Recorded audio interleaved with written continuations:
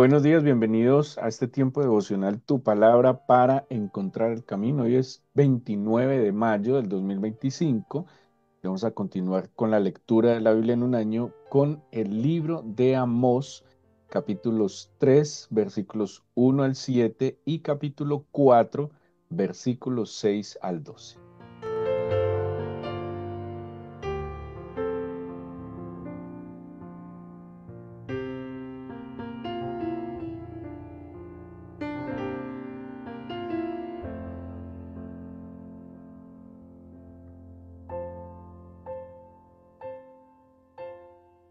El profeta Amós es el tercer profeta de los llamados profetas menores en el canon cristiano. Es contemporáneo del profeta Oseas, pues más o menos son de la misma época. Y el profeta Amós, bueno, su nombre quiere decir Dios se ha hecho fuerte. Em, Nace en Judá. Acordémonos, en este momento el reino está dividido y pues generalmente cada reino tiene pues sus profetas.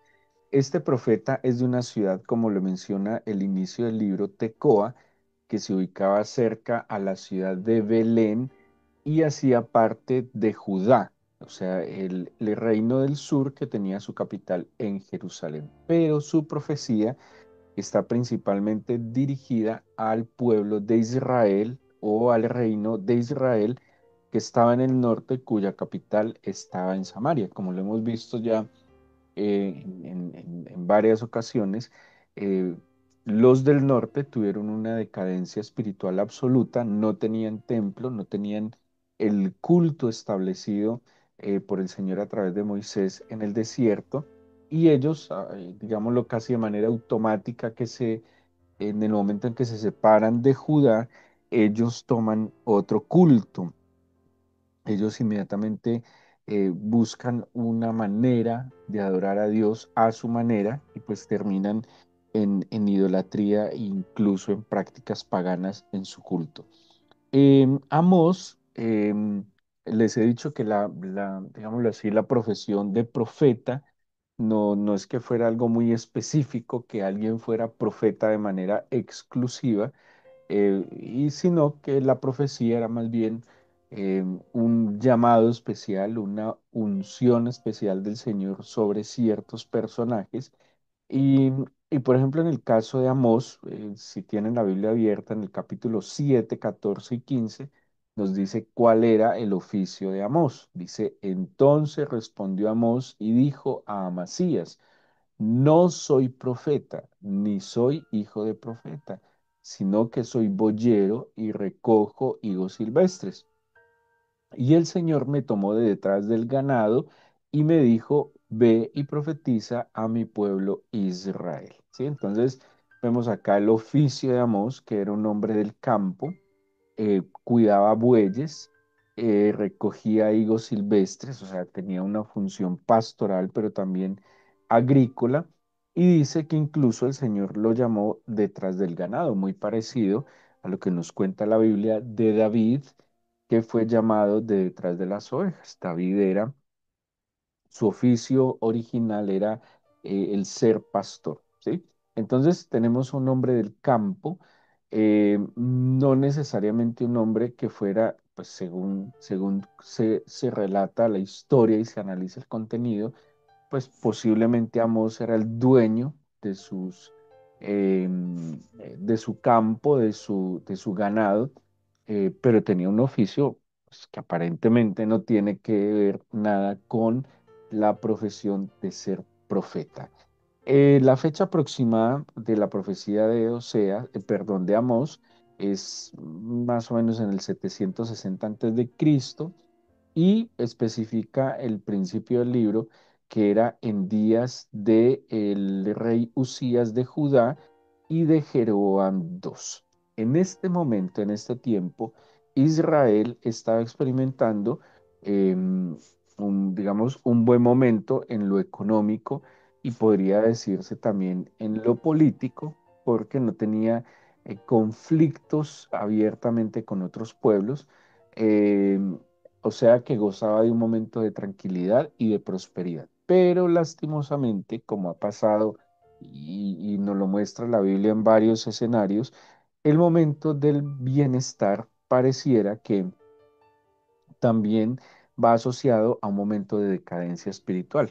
Algo pasa en el corazón del hombre que a veces, en vez de volver sus ojos al Señor en medio de la bendición o de la prosperidad o de los beneficios, pues el pueblo, el corazón del hombre se inclina más bien a quedarse con la bendición y no con el que da la bendición, ¿sí? Entonces, era una época de prosperidad económica, de tranquilidad, y esta profecía, este mensaje divino, estos oráculos van en contra entonces de la actitud que, a pesar de estar con bienestar, el pueblo de Israel tiene en contra del Señor. Acordémonos de nuevo que Amós está en Judá y su profecía va en términos generales dirigida hacia Israel, que estaba en el norte. Pero miremos un poco el contenido de estos dos textos que tenemos para leer hoy y poder meditar un poco en él. Empieza con digamos, un llamado de atención común en el lenguaje de los profetas. Oíd esta palabra que ha hablado el Señor contra vosotros, hijos de Israel, contra toda la familia que hice subir de la tierra de Egipto, dice así, ¿sí? O sea, es un llamado de atención este mensaje que viene a continuación, es que de manera, digámoslo, imperativa le está diciendo: escuchen. ¿Quiénes tienen que escuchar esto?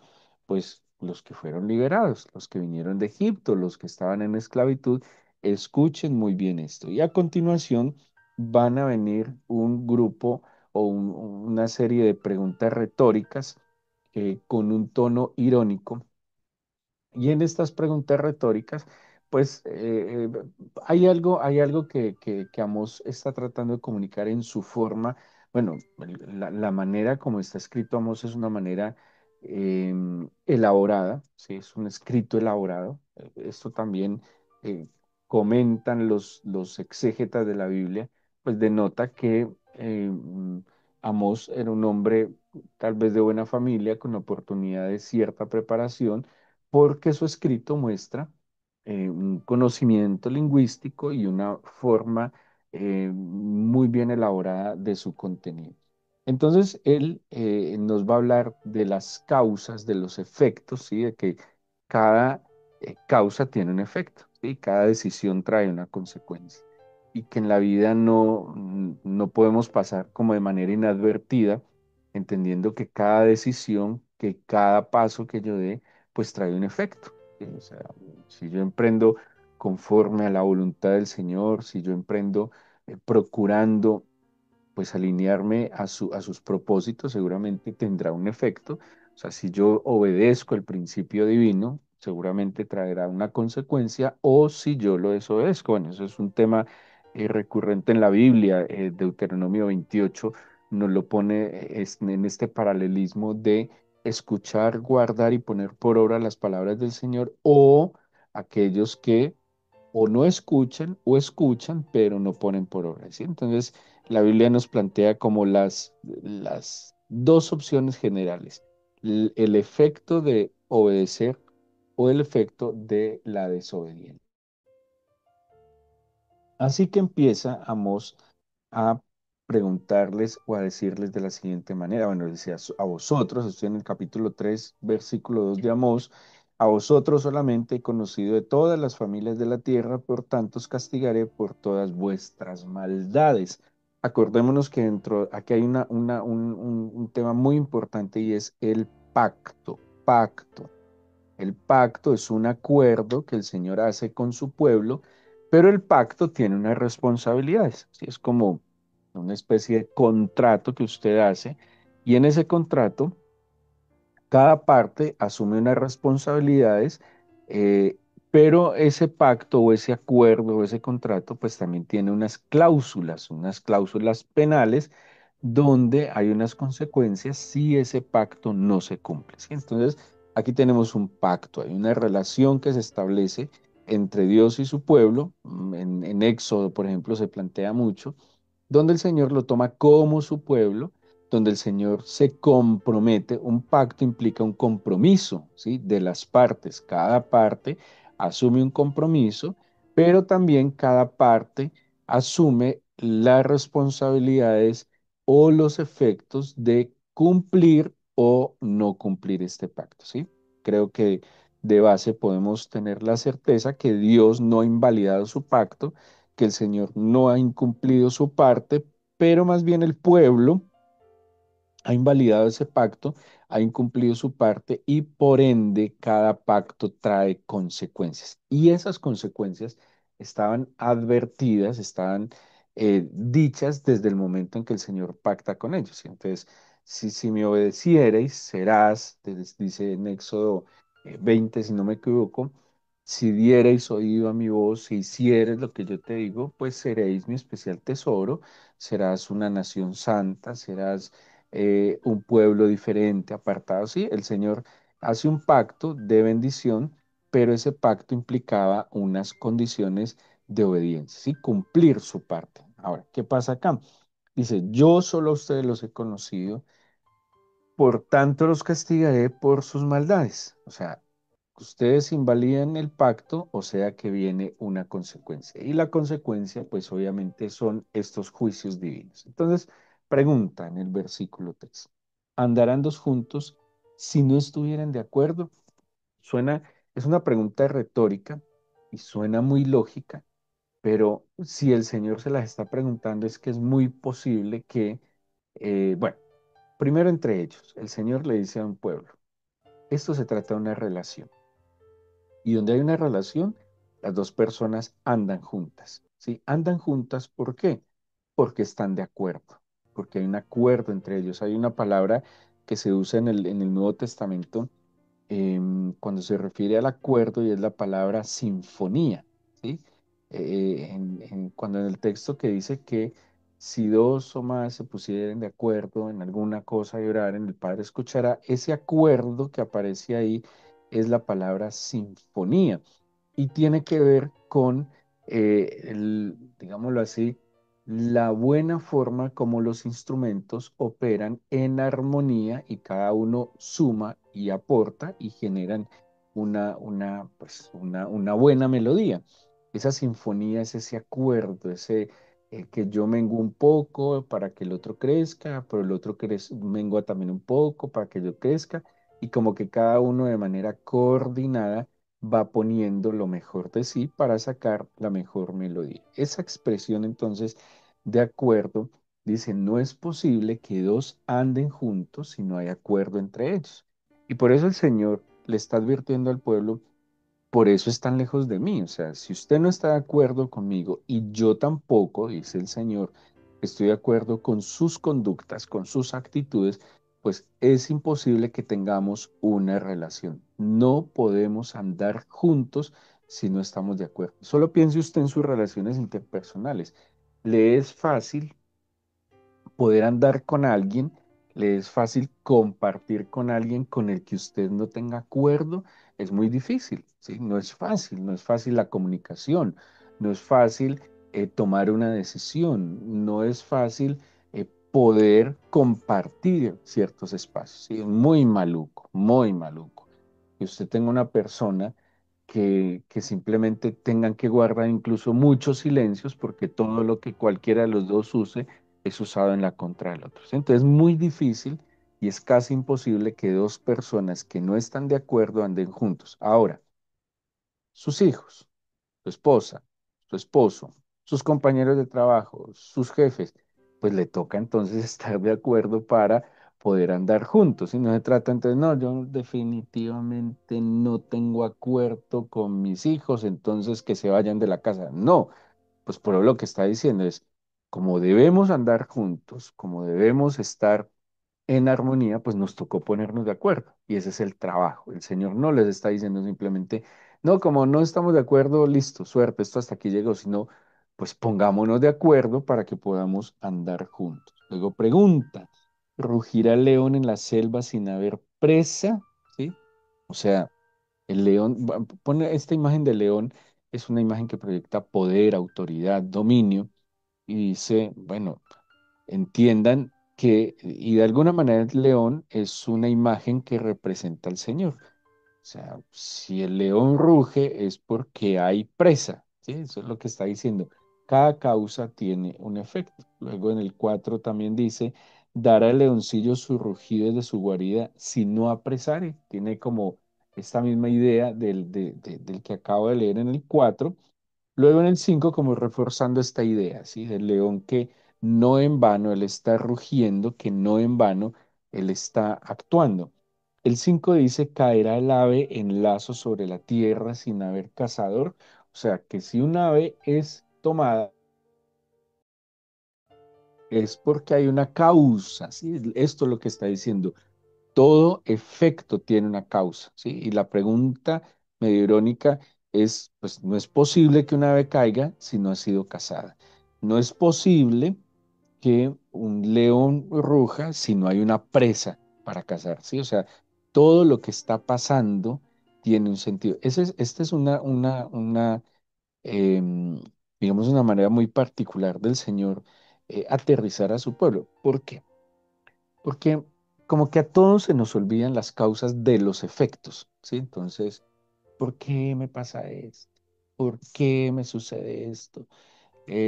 ¿Por qué a mí? ¿Y yo qué hice? Ni porque hubiera hecho esto, ¿sí? Como que siempre estamos, en vez de tal vez humildemente encontrar las causas de esos efectos, hacemos una absoluta negación de las causas si no lo reconocemos. Y es muy difícil que nosotros mejoremos, que crezcamos, que maduremos, que la obra del Señor también se perfeccione en nosotros si siempre nos estamos justificando. O sea, todo lo malo que pasa no lo entiendo, ¿sí? Porque a mí, ni porque yo fuera el más de malas del mundo, porque tengo que llevar esta carga sobre mis hombros. Sí, es como que todo lo que pasa no tiene que ver conmigo. Y ahí es muy difícil pues poder mejorar si yo no reconozco qué cosas no he hecho como debo hacer, ¿sí? Yo no soy la víctima de este mundo. A veces en una equivocada postura nos victimizamos y vemos que todo gira en torno, en contra mía más bien, ¿sí? Como que todo el universo está conspirando en contra mía. No, no es así. Muchas de las cosas que suceden simplemente son las consecuencias de mis decisiones, ¿sí? De mis posturas, de mis actitudes. Y es lo que yo debo analizar, es lo que el Señor le está diciendo a su pueblo. ¿Se levantará el lazo de la tierra si no ha atrapado algo? Se tocará la trompeta en la ciudad y no se alborotará el pueblo. O sea, acuérdense que la trompeta era un anuncio de que venían enemigos, o sí, como era una alarma, mejor dicho. Y si se toca la alarma, pues el pueblo, ¿qué es la consecuencia lógica? Que el pueblo se alborote. ¿Habrá algún mal en la ciudad el cual el Señor no haya hecho? Entonces, en qué está concluyendo aquí Amós? Pues que había unas responsabilidades de un pacto y que al invalidar este pacto, pues al invalidarlo iban a venir unas consecuencias y esas consecuencias es lo que nos muestran los profetas como el juicio del Señor, ¿sí? O sea, algo así como que, ¿por qué te preguntas qué está pasando? ¿Por qué está pasando? ¿Por qué irá a pasar? Esto también hay una advertencia a futuro pues si es que tú estás invalidando tus compromisos, es que no estás cumpliendo tu pacto, es que no estás haciendo, no estás correspondiendo a lo que el Señor quiso hacer contigo. Entonces, como tú lo estás negando, como tú desobedeces, como tú, es que es muy difícil. Eh, ¿Qué pasa? Cuando alguien se aparta del Señor, la oscuridad empieza a nublar su juicio. Cuando alguien se acerca al Señor, la luz del Señor revela las cosas como son y por eso hay humildad. Uy, sí, Señor, estoy equivocado en esta postura. Sí, Señor, estoy equivocado con esta actitud. Pero cuando yo me alejo del Señor, la oscuridad como les dije, ciega el juicio, entonces no me deja ver de verdad mis actitudes, mis conductas, mis posturas que pueden estar equivocadas. Pero como no estoy en la luz, pues simplemente no las puedo entender. Entonces, el llamado del profeta en el mensaje divino es que la luz de la palabra del Señor les permita discernir las cosas que van a venir de nuevo. Ahora, para ellos era muy difícil entenderlo en este momento histórico porque estaban aparentemente bien. No tenían acecho, no tenían en este momento, no tenían, tenían prosperidad.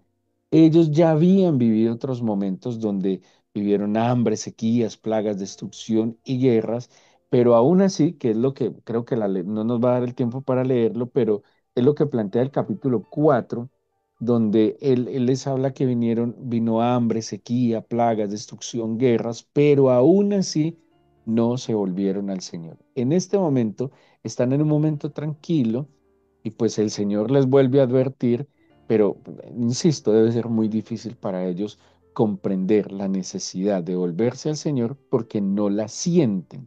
¿Por qué? Porque generalmente el ser humano experimenta o es consciente que necesita al Señor cuando está en momentos adversos, tristemente, ¿sí? Tristemente. Entonces, para ellos sería muy difícil comprender porque si no hay necesidad económica y si no tienen peligros, pues en su mente dirán, no, yo no necesito a Dios, porque como hay una mentalidad de buscar a Dios como el apaga incendios, ¿sí? De buscar a Dios como el sánalo todo, de buscar al Señor como, ahí sí, el escudo protector, las alas que me cobijan, sí, todo lo que dice la Biblia, ahí sí tiene sentido. Pero en las buenas, mucha gente o el corazón del ser humano tiende a no creer que necesita al Señor. Pero aún así, el mensaje había que darlo. Entonces, termina este bloque con una declaración de la autoridad soberana del Señor. No hará nada el Señor sin que revele en secreto a sus siervos los profetas. Dice, si el león ruge, ¿quién no temerá? Si habla el Señor, ¿quién no profetizará? Entonces, está de alguna manera como validando su mensaje, ¿sí? Y que esto que está diciendo el Señor tiene que ver también con, pues el Señor quiere revelar lo que va a hacer. ¿Y a quién se lo muestra? A sus profetas. Acordémonos que la función profética era una función muy ingrata en el Antiguo Testamento, ¿sí? Los odiaban, los perseguían, los rechazaban, porque pues como que a nadie le gustaba que le dijeran la verdad, ¿sí? Porque todo el mundo quiere escuchar que usted es muy bueno, que no hay nadie como usted, que usted es el que mejor hace las cosas, es la mejor mamá, es el mejor papá, sí, como que todo el mundo quiere escuchar que es lo máximo. Pero cuando hay cierta confrontación, cuando hay cierta reprensión o exhortación, pues es un mensaje que no le gusta a todo el mundo. Hay gente muy humilde y muy concienzuda que le gusta que que le corrijan lo deficiente, porque tiene un anhelo de crecer, de mejorar, pero hay otra gente que no quiere. Entonces, pues el profeta tenía una función muy incómoda que era decirles el camino por donde iban, a dónde iban, y por eso este papel era muy tenaz. ¿Qué está haciendo de alguna manera Mos? Está validando ese llamado, ¿sí? Si el Señor quiere hacer algo, ¿cómo lo va a mostrar? A través de sus siervos, los profetas.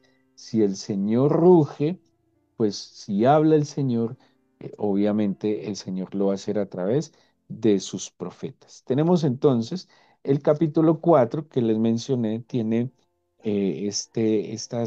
digamos, enumera las consecuencias de invalidar el pacto, un juicio que habla de hambre, sequía, plagas, destrucción y guerras. Estas cinco cosas van a ser constantes, ojo, en toda la Biblia, hasta el Apocalipsis, como consecuencia de la traición que el pueblo le hace al Señor, o que el ser humano le hace al Señor. Y cada una de ellas es un momento, un motivo, digámoslo así, debería ser un llamado de atención para que nos volvamos al Señor. Y termina el versículo 13 del capítulo 4 con una doxología, y una doxología es una alabanza al Señor, y dice, porque he aquí, Más bien, he aquí el que forma los montes y crea el viento y anuncia al hombre sus pensamientos, el que hace de las tinieblas mañana y pasa sobre las alturas de la tierra, el Señor Dios de los ejércitos es su nombre. ¿Sí? O sea, todo esto, todo digamos, este llamado de atención tiene que ver con este, como dice, el que forma los hombres, o montes, perdón, el que crea el viento, anuncia al hombre su pensamiento y el que hace las tinieblas mañana, ¿sí? Entonces, este llamado de Amós es una advertencia para que en medio, de nuevo, están en un buen momento, algo así como, bueno, ahora que están en un buen momento, por favor, vuelvan su corazón al Señor. No espere a que venga un mal momento, ¿sí?